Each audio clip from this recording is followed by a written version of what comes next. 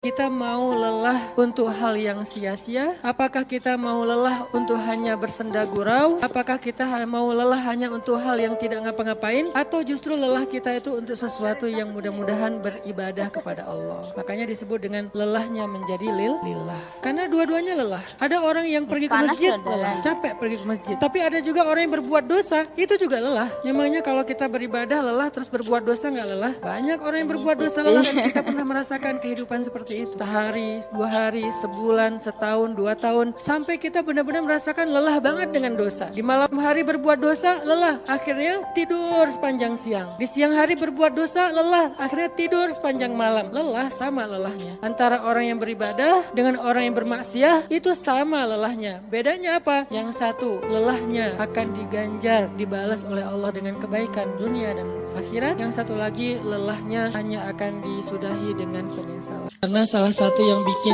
hubungan kita, baik itu dengan keluarga ataupun dengan geng, tetap langgeng, tetap nyaman itu ketika kita belajar untuk selalu berbaik sangka semampu kita. Fattaqullaha mastata'tum. Jadi ada level orang yang bisa berbaik sangka tuh level haqqa tuqatih. Benar-benar baik sangka. Ini orang kayak nggak pernah ada pikiran buruk di dalam akalnya, di dalam pikirannya. Selalu baik tentang orang lain. Kalau ke manusia aja yang dia punya aib, dia selalu bisa berbaik sangka, apalagi ke Allah yang maha sempurna. Ada orang yang kayak gitu emang.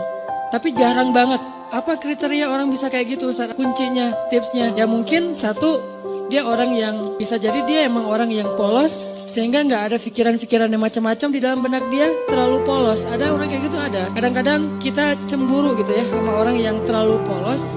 Ujian itu tidak akan berakhir kecuali kalau dosa kita sudah habis. Allah akan menguji kita terus untuk membersihkan diri kita dari dosa. Sehingga yang harus kita coba bangun awareness dalam diri kita kalau lagi diuji, Allah pengen membersihkan dosa saya nih. Sehingga kita ridho dengan ujian, bukan ikhlas ya. Kalau ikhlas ibadah. Kalau ujian, ridho, rela. Saya ridho ya Allah, walaupun ini berat. Saya ridho ya Allah, walaupun saya berharap Engkau beri jalan keluar. Saya ridho ya Allah, walaupun saya berharap ditolong oleh Allah.